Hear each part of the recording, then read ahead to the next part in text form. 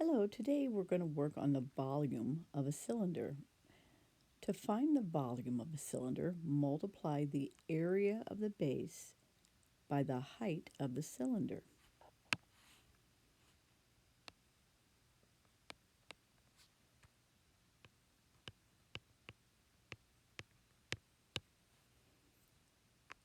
The formula can be written as volume equals base times height. So let's describe each variable. The first variable means volume, V for volume.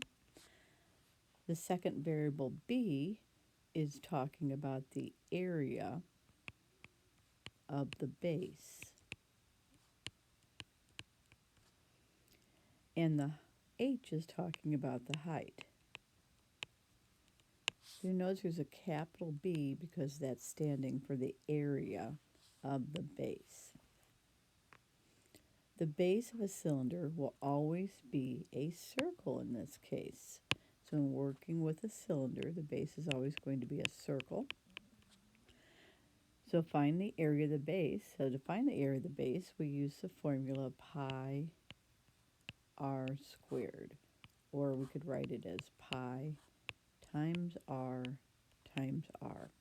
So now let's write this general formula, volume equals base times height, as the base would be the area of a circle, so pi r squared times the height. So this is the formula for volume of a cylinder. Finally, to leave an answer in terms of pi means to multiply everything except for pi, and simply leave the pi symbol in your solution. So frankly, that's the easiest way to work with pi. However, the answer is not very satisfying. It doesn't mean a lot to our brain. We actually have to do further calculations in our brain to kind of figure out how many cubic units are inside that cylinder. So let's go ahead and we're going to start. You're going to notice that there's 3 different ways we can work with pi. We can talk about the exact answer where we leave the symbol in math. We can use the pi key on our calculator and round to the nearest requested place value. And generally speaking, they're not going to say in the directions, use your pi key. They're just going to say round to the nearest place value, whatever place value they decide.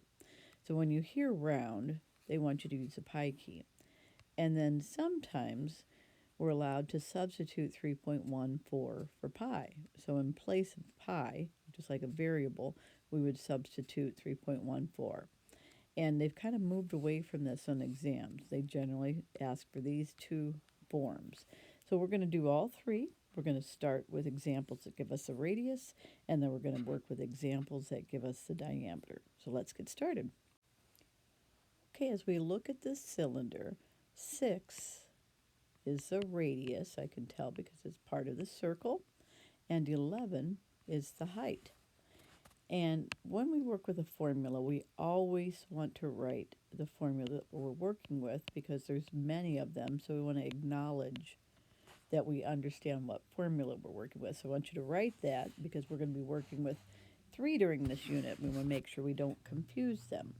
So you write the formula as the first step, and then you substitute for any variables. So we're going to write volume equals, right now pi is going to stay in our math throughout. For the radius, we're going to substitute 6, and we're going to square it. And for the height, we're going to substitute 11. Now, I'm going to encourage you to do this step by step. That way we can check if there's any mistakes. You could put this all in the calculator as is, but I'm going to always encourage you to do step by step. So I'm going to keep pi symbol. I choose to write that as the final thing that we do. I'm going to square 6. So 6 times 6 is 36, and then times 11. So now pause and use your calculator and take 36 times 11. And that answer is 396. So now we have pi times 396. And what's wonderful is we're going to leave pi symbol in the math, but we always like to scoot it to the end. So just like the variable x we'd put at the end, we're going to put our rational number 396 pi. So we just reverse order. This comes here and this comes here. When we look at the units of measure, it's inches, and volume is talking about how many cubic units. So we put a 3. And this is our final answer. And what's uncomfortable about this is I'm not sure what 396 times pi would be in a rational number. So my brain is trying to wrap my head around how many square units are in there. So now the next form of pi is going to give me a better idea of how many cubic, not square, but cubic units are in there. So let's try the same problem. The good news is all three methods, you're going to start exactly the same way with the formula. So we'll just do it for this one as well. And then for this one, we're going to do the same substitution. We'll talk about the third way in just a minute, so don't substitute for that yet. And now this next step will also, if I'm showing just my little parts, we're going to, in fact, each step rather, my steps, we're going to have exactly the same.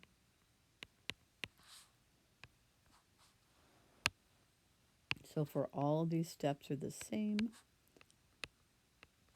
Again, you could put all of this in the calculator starting at this step, but I think it's a much better way to go here. That way, if I make an error, it's a little bit more obvious. So if I look right now at pi, I'm going to estimate that as being around 3.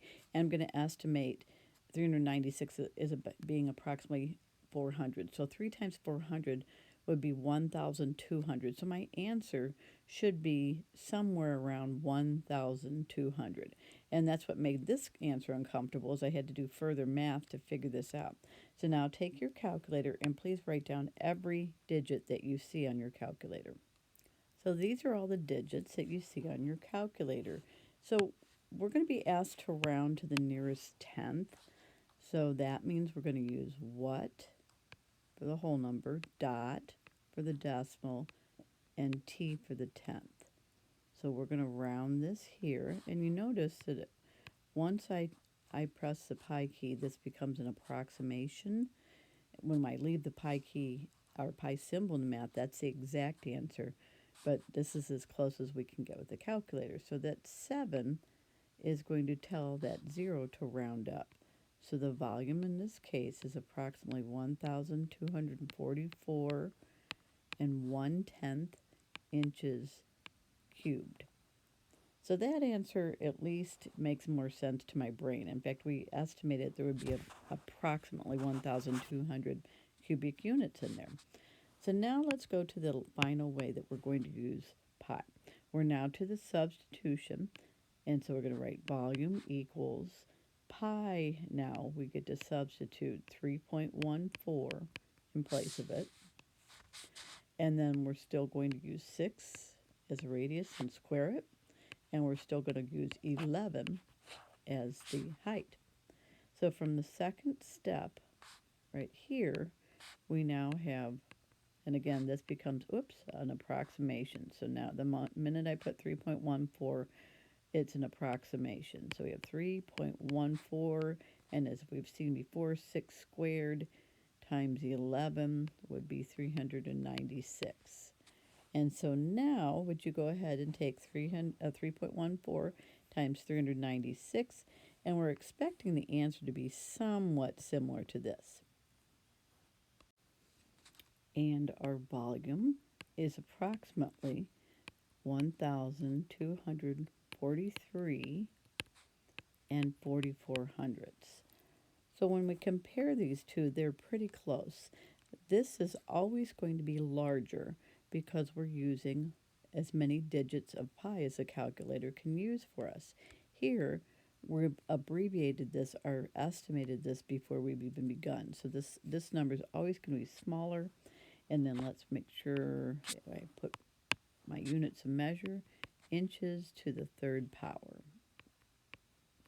All right, let's go on and do one more example. Oftentimes, they like to give us cylinders where they change the orientation.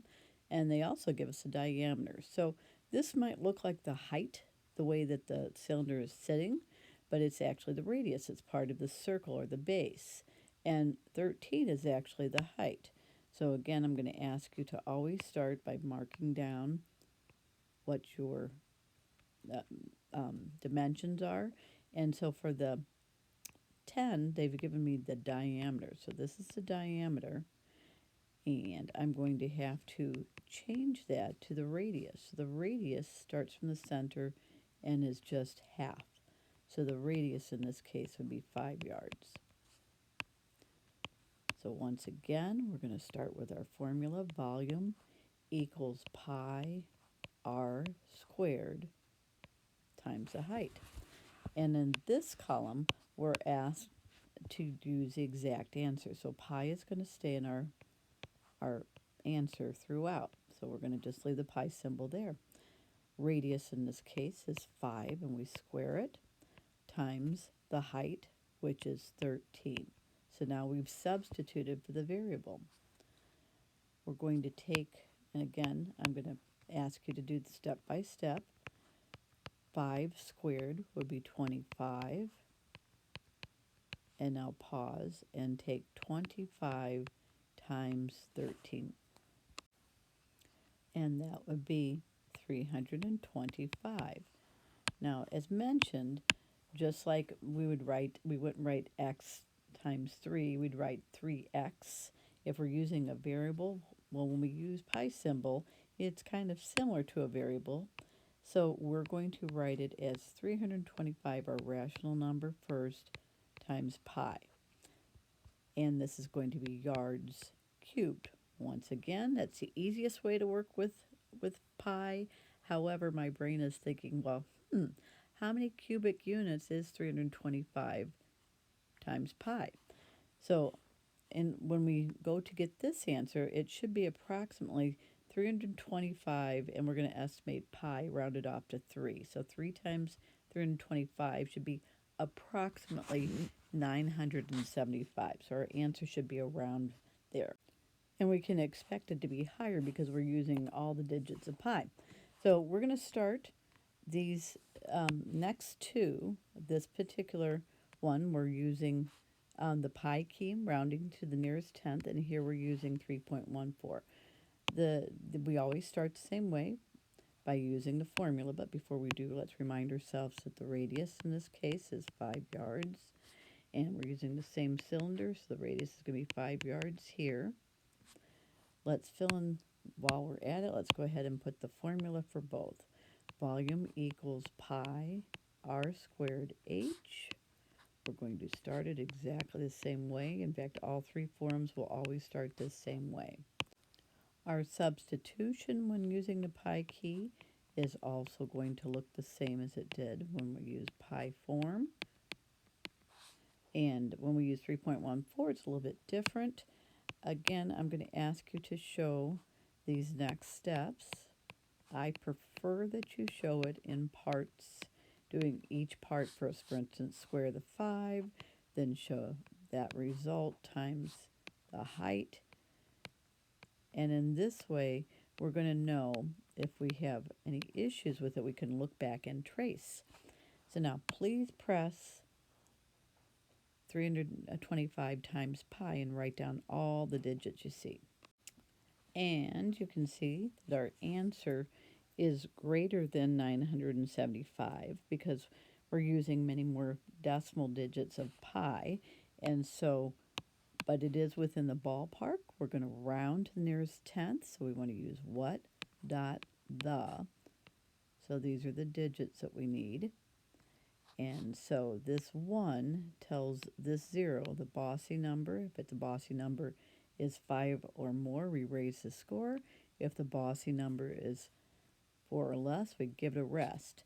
So our volume is approximately 1,021 and 0 tenths. And then we need yards to the third power, so yards cubed. So that number makes a little bit more sense to our brain. So our third and final one, we're going to, this time our substitution looks a little bit different. because we're allowed to substitute 3.14 for pi. So now we're using approximately instead of equals. The rest of the substitution stays the same.